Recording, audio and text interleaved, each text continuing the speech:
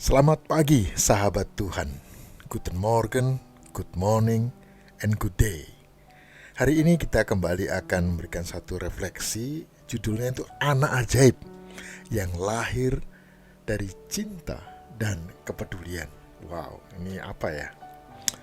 Oke, sebelumnya saya akan menyapa dulu ya, para sahabat yang dikasihi Tuhan. Jumpa lagi dengan Tumpal Tobing Semeleh. Seperti biasa, kita cek dulu hati kita ya. Bukan karena hari ini indah, maka kita jadi bahagia. Tetapi karena kita bahagia, maka hari ini menjadi indah. Oleh sebab itu, mari kita mulai dengan merawat hati kita. Supaya apa? Hati yang gembira itu adalah obat. Apakah Anda saat ini juga di dalam keadaan yang gembira, dalam keadaan yang sukacita?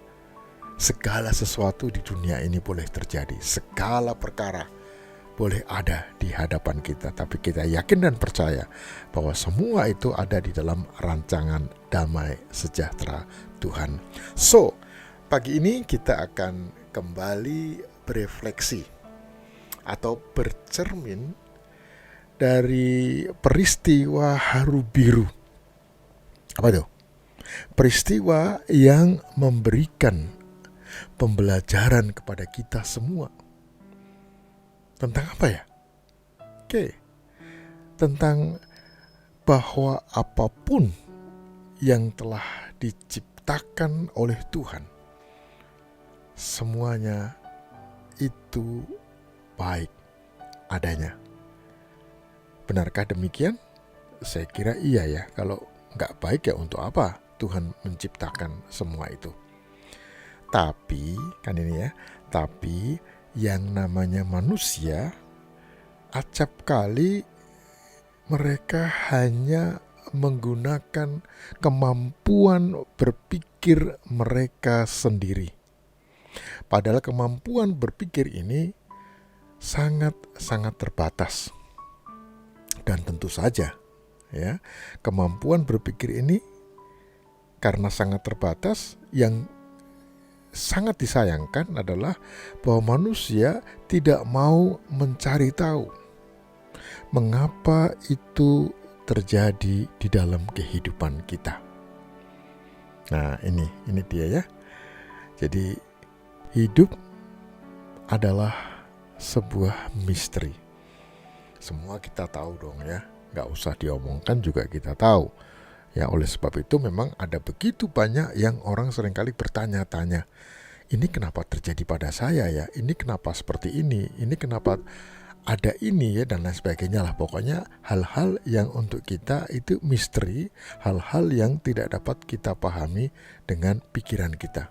Ya, kita semua tahulah bahwa misteri itu seperti tembok di depan kita ya.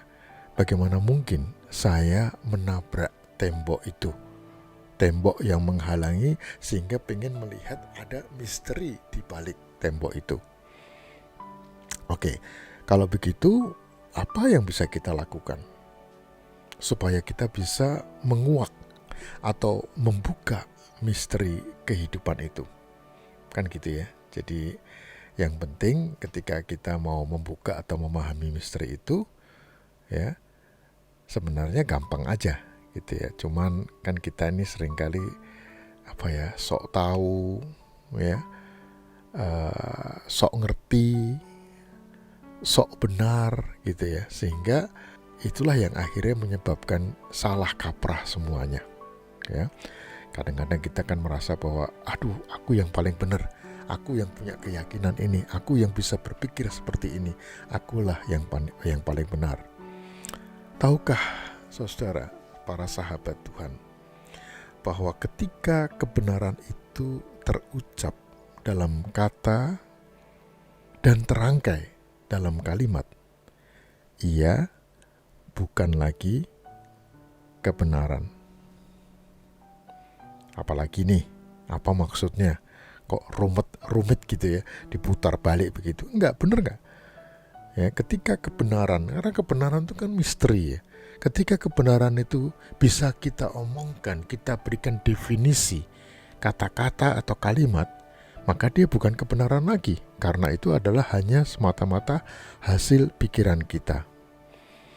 Ya, nah kadang-kadang kan ada orang yang sok tahu, ya, ada orang yang sok mau memecahkan misteri kehidupan ini, termasuk saya mungkin dulu ya, jadi kepingin selalu mencari tahu, ya, kepo gitu istilahnya sekarang, pengen tahu gitu. Ya nggak apa-apa sih, kepengen tahu nggak apa-apa, tapi yang perlu dilakukan adalah selalu rendah hati untuk belajar dari setiap peristiwa yang kita hadapi dalam kehidupan ini. Misalnya, satu hari ketika saya sedang menunggu istri yang berbelanja, ya, di sebuah swalayan.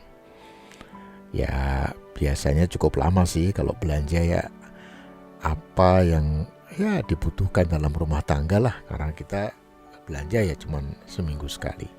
Jadi saya sambil ngopi memperhatikan orang-orang yang lalu lalang, orang-orang yang keluar masuk swalayan dengan membawa barang-barang mereka atau barang-barang belanjaan mereka. Di sebelah saya itu ada seorang buta, ya, yang orang buta ini jualan kerupuk. Nah, pernah lihat nggak ya orang buta yang jualan kerupuk?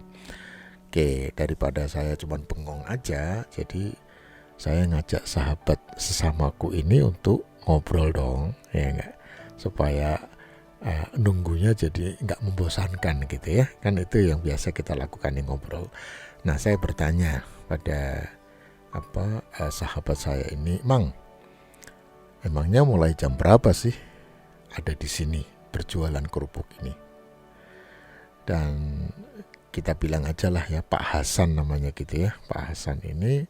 Lalu dia menjawab, ya sebukanya toko. Ya kalau tokonya udah buka, nah saya sudah ada di situ. Ya santai aja lah. Kalau emang rezeki, katanya gitu ya, ini menarik ya. Kalau emang rezeki, gak kemana mas, jawabnya. Ya tentu saya memperhatikan ini dan saya menjadi kagum ya, tertegun dengan kepasrahan dari ya seseorang yang punya keterbatasan seperti ini. Saya berpikir mungkin karena kita ini gak punya keterbatasan, kita bisa semuanya melakukan apapun. Itu makanya kemudian ada banyak keinginan kita untuk melakukan banyak hal. Akhirnya kita gak pernah bisa fokus dengan pekerjaan kita. Bahkan kita juga tidak bisa menikmati kehidupan ini. Wow, kita makin seru ya ngobrolnya satu dengan yang lain, sampai pada satu pertanyaan ya dari Pak Hasan ini, dari seseorang yang sudah buta sejak kecil, sejak dilahirkan lah, katakanlah begitu, sehingga betul-betul dari mulai kecil sejak lahir dia sudah gelap ya, ngelihatnya tuh kegelapan saja gitu. Nah, pertanyaannya sebetulnya sangat sederhana, jawabannya ini yang rumit ya. Mau tahu pertanyaannya apa? Pertanyaannya mudah sekali. Dia menanyakan kepada saya, Mas, yang namanya warna merah itu apa ya? Coba bisa nggak Mas menggambarkan pada saya supaya saya ngerti. Saya nggak pernah lihat yang namanya warna merah itu. Nah loh,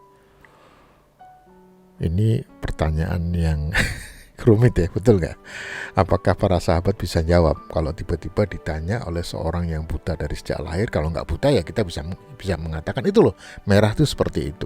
Tapi kalau dia buta, ya dari sejak lahir nggak pernah lihat namanya warna. Ini pertanyaan sederhana sebetulnya, tapi jawabannya yang rumit, bener nggak? Setuju nggak? Ya, bener ya? Oke, lalu tentu dong saya jawabnya gimana ya? Saya mulai berpikir keras begitu ya, kira-kira seperti apa ya? Gambarkannya kayak gimana ya? Dan dengan cepat ya, walaupun kebingungan ya, saya coba menjawab sesuai dengan pengertian, pemahaman, dan pengalaman saya dong, ya. Lalu saya mengatakan kepada Pak Hasan, ya, sahabat ngobrol saya itu, saya mengatakan kepada beliau, ya merah itu atau warna merah itu gambarannya seperti itu loh Pak, kayak darah gitu. Wah, oh seperti darah begitu. Berarti warna merah itu seperti cairan ya Pak ya kalau gitu ya. Jadi kalau ada benda cair itu saya bisa mengatakan warnanya merah begitu. Waduh, saya tambah bingung lagi ya. Iya juga ya, tapi kan nggak semua barang cair itu warnanya merah gitu ya. Lalu saya mulai berpikir keras lagi ya, apalagi ya yang bisa saya katakan kepada sahabat saya ini gitu ya. Ini aduh gimana ya, bisa nggak saudara atau para sahabat ini membantu saya kira-kira menjelaskan warna merah yang kira-kira dia bisa mengalami dan bisa membayangkannya itu apa ya kira-kira. Kemudian saya teringat kepada api.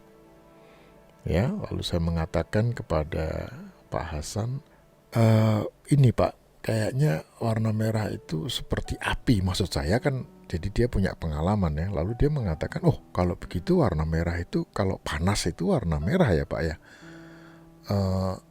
Aduh, jadi matahari itu kan panas ya, mungkin matahari juga warna merah ya Pak ya. Lalu kemudian dia juga mengatakan kalau bakmi godok Pak, super mie kalau digodok itu kan panas ya Pak. Apakah itu juga warna merah kan gitu ya? Aduh gimana ya? Ya itulah obrolan kita ya, obrolan yang sebetulnya obrolan yang sederhana, tetapi dia punya makna yang sangat dalam. Dan disitulah saya mulai merenung, berefleksi.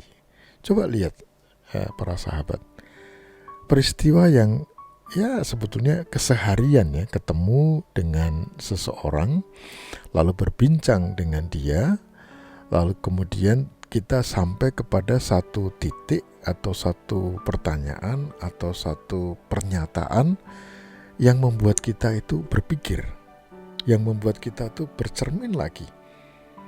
Saya membayangkan ya para sahabat, untuk hanya menggambarkan warna merah saja, saya mengalami kesulitan. Ya, mungkin kita semua mengalami kesulitan ya kalau tiba-tiba ditanya seperti itu. Warna merah, ya, saya sebenarnya bisa menjelaskan ya dengan menunjuk gitu, tapi untuk orang yang dari mulai lahir itu ada dalam kegelapan, bagaimana kita menjelaskan hal itu? Ya sama saja sebetulnya. Saya jadi berpikir, oh iya ya, mungkin saya gampang bicara soal keyakinan tentang apa yang saya pikirkan. Tapi kalau seseorang itu tidak pernah memahami atau selalu hidup dalam kegelapan, hidup dalam ketidakmengertian, bagaimana mungkin dia dapat memahami apa yang ada dalam pikiran saya? Bagaimana mungkin saya bisa meyakinkan dia seperti keyakinan saya? Nah, ini saya pikir ini adalah misteri dalam kehidupan ini.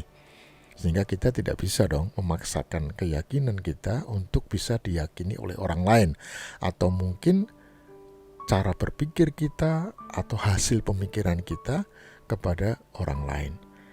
Nah, saya bayangkan untuk bicara soal warna merah saja, saya kehilangan kata-kata, kehilangan kalimat, sangat terbatas, apalagi bicara tentang Tuhan, apalagi bicara tentang kebenaran, bicara tentang iman, percaya.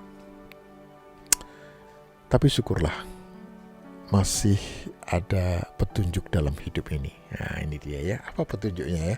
Bagaimana caranya kita dapat menjelaskan sesuatu. Nah saya jadi teringat saudara, kan masing-masing kita mudah-mudahan juga demikian ya. Seperti saya misalnya ya, ada petunjuk begitu ya, cuman petunjuk loh tapi ya, tentang bagaimana saya beriman, petunjuk tentang siapakah Tuhan. Nah itu tentu ada di dalam kitab suci ya, kayak buku primbon gitu ya.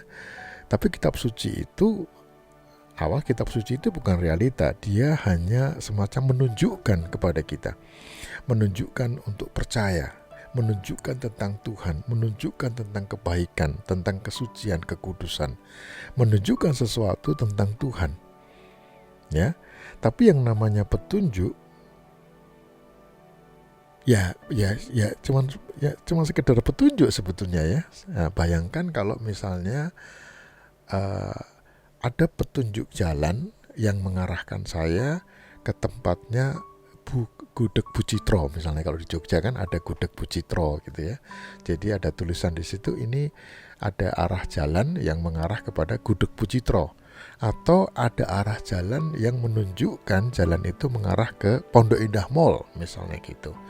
Nah tentu penunjuk itu bukan Pondok Indah Mall, atau penunjuk itu bukan Gudeg Bucitro, bukan ya.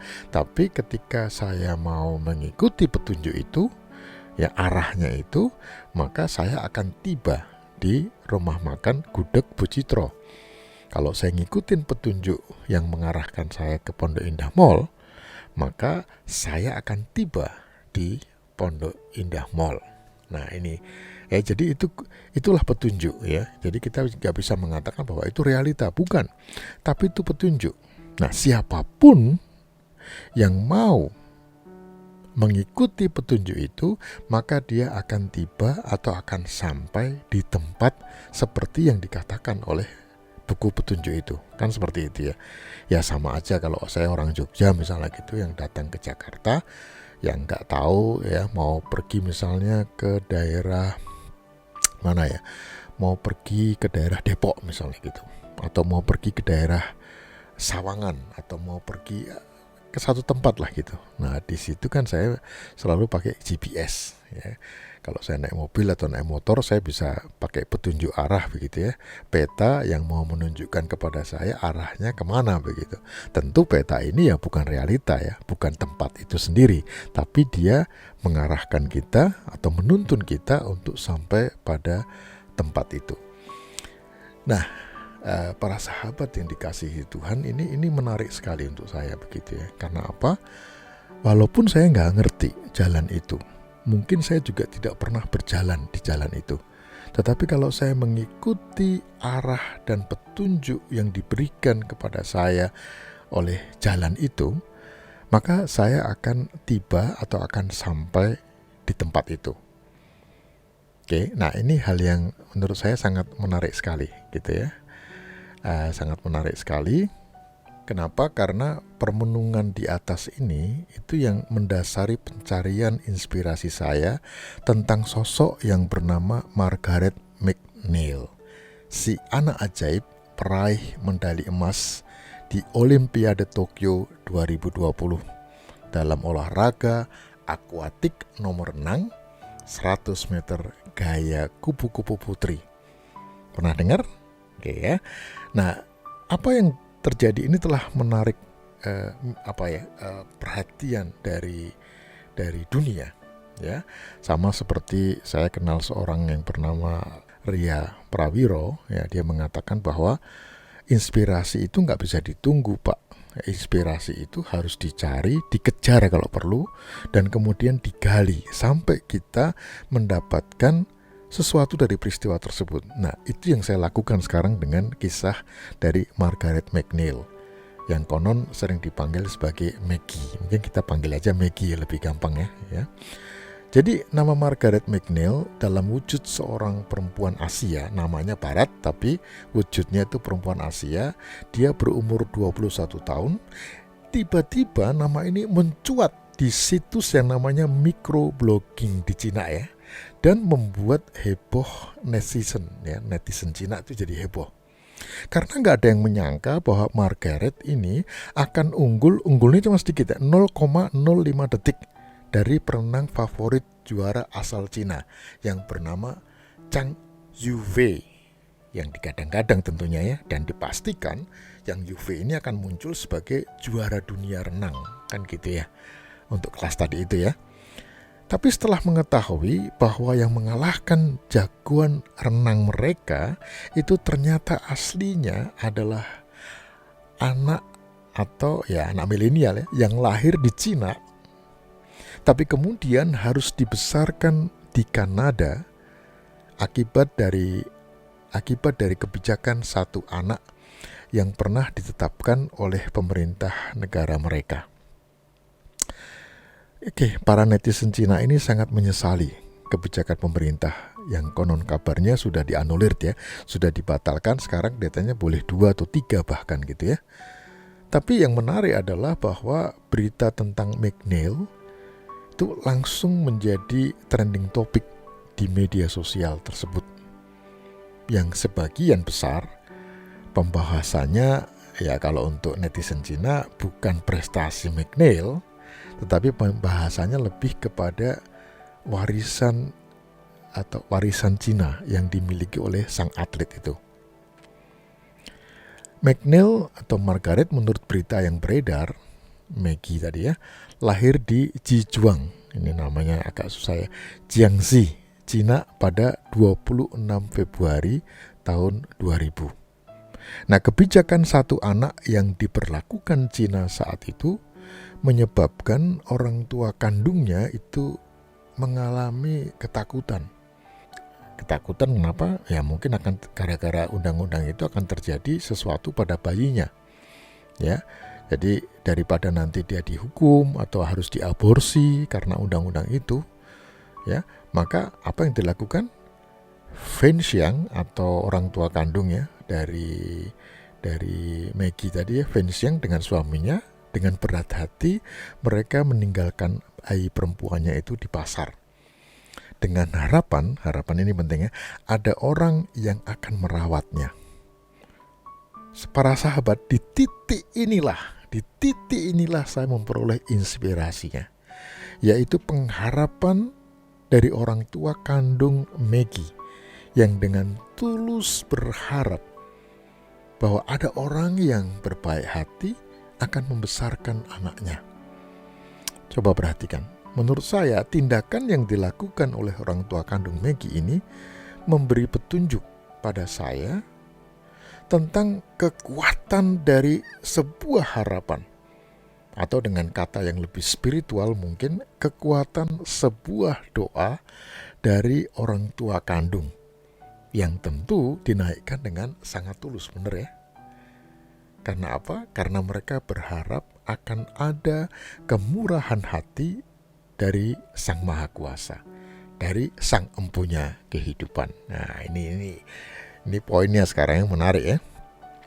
Jadi berlandaskan harapan itulah mereka atau orang tua dari Maggie, orang tua kandungnya, meletakkan anak perempuannya di pasar, tentu dengan berat hati ya, dengan hancur hati, dan menuliskan pesan dalam selembar kertas bagi orang atau keluarga yang akan merawat anaknya. Bayangkan, harapan akan mendapatkan kemurahan dari Sang Pencipta manusia telah membawanya berkali-kali, membawa orang tua kandung tadi ya, berkali-kali mengunjungi satu tempat di Cina ya, yang bernama Broken Bridge. Jadi di tempat inilah mereka berharap akan kembali mendapatkan kesempatan untuk berjumpa dengan anak kandungnya. Harapan ini tak pernah pupus, meski nampaknya tidak akan pernah terjadi. Inilah yang menginspirasi saya, ya para sahabat. Ini cerita ini yang menginspirasi saya, itu harapan yang tak pernah pupus akan adanya kebaikan atau kemurahan Allah dalam kehidupan keluarga Fen Xiang dan suaminya. Jadi kalau boleh dikatakan melalui kisah ini saya jadi teringat pada kisah dalam Alkitab tentang raja kedua Israel, yaitu Raja Daud, yang adalah seorang pemimpin besar, tetapi sebagai manusia ia telah banyak membuat kesalahan.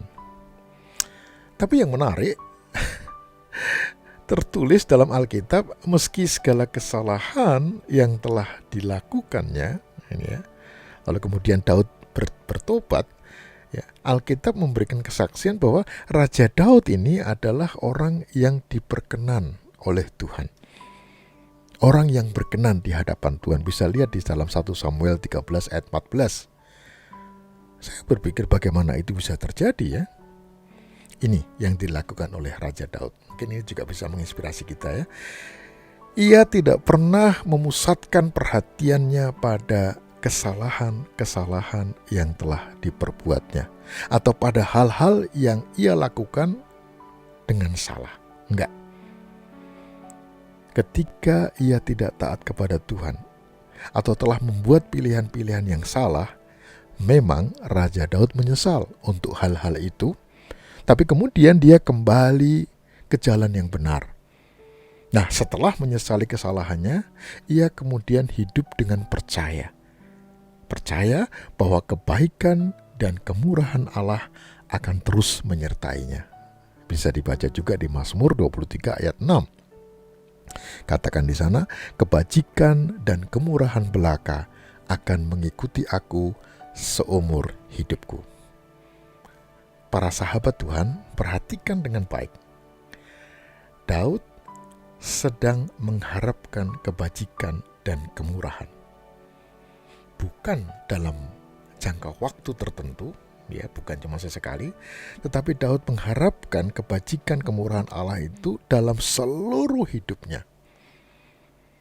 Para sahabat Tuhan, siapakah di antara kita yang tidak pernah melakukan kesalahan dalam hidup ini? Baik itu kesalahan yang kecil atau bahkan kesalahan besar, yang seringkali kesalahan itu membuat seseorang menjadi gundah, dan akibatnya kemudian dia menghakimi dirinya dia sendiri. Gara-gara menghakimi dirinya dia sendiri, dia kemudian tidak dapat berkarya karena pikirannya jadi nggak tenang. Oleh sebab itu, mari kita belajar dari Raja Daud.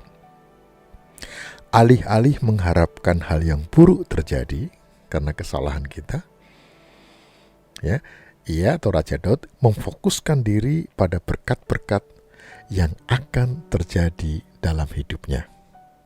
Tentu, mari kita sesali kesalahan yang kita lakukan. Dan mulailah menjalani lembaran baru dengan mengharapkan kebaikan Tuhan terjadi dalam hidup Anda dan saya. Fensiang, ibu kandung dari Maggie dan suaminya, telah melakukan seperti petunjuk dalam Alkitab. Kita tidak tahu apa latar belakang agama atau keyakinan mereka, Fensiang dan suaminya. Tetapi yang sangat penting adalah sikap hidup yang mereka lakukan, seperti yang dilakukan Raja Daud. Daripada mengharapkan yang buruk terjadi pada anaknya. Ini penting sekali nih ya. Ini pesannya ya. Daripada mengharapkan hal buruk terjadi pada anaknya, mengapa tidak mulai dengan mengharapkan kemurahan dari Sang Pencipta kehidupan? Jika anak itu telah diciptakan dan lahir di dunia, mestinya ia juga akan dijaga dan dirawat oleh Sang Pencipta kehidupan. Harapan yang baik akan masa depan anaknya, dan harapan bahwa suatu ketika ia akan kembali berjumpa dengan anak yang dikasihinya, anak yang dicintainya, anak yang terus-menerus didoakan ini, telah menuntun mereka untuk menerima kebaikan atau kemurahan Tuhan, kemurahan Sang Pencipta. Maggie McNeil diadopsi pada tahun 2001 oleh pasangan suami istri Edward McNeil dan Susan McNeil. Mereka kemudian dibawa ke Kanada. Maggie diadopsi sejak usia 1 tahun. Jadi ketika ia mulai beranjak dewasa, muncul pertanyaan pada orang tua angkatnya dari Maggie ya, suatu ketika. Dia bertanya, dari perut siapakah dia lahir? Dan Susan McNeil menyatakan atau menjawab pada anaknya ini, pada anak angkatnya, kamu lahir dari perut seorang wanita Cina, tapi kamu datang dari hati saya. Kamu lahir dari hati saya. Dan setelah mendengar jawaban itu, Maggie merasa gembira, lalu melakukan hal-hal lain seperti biasanya. Satu jawaban yang jujur, bahwa dia memang bukan keluar dari perut seorang Eropa, tapi seorang Cina, tetapi keluar dari hati ya, orang tua adopsinya. Sahabat Tuhan, bagaimana Tuhan mempertemukan Maggie dengan orang tua angkatnya yang sangat mengasihinya? Oke, tadi kita perhatikan memang ia tidak keluar dari perut Susan McNair.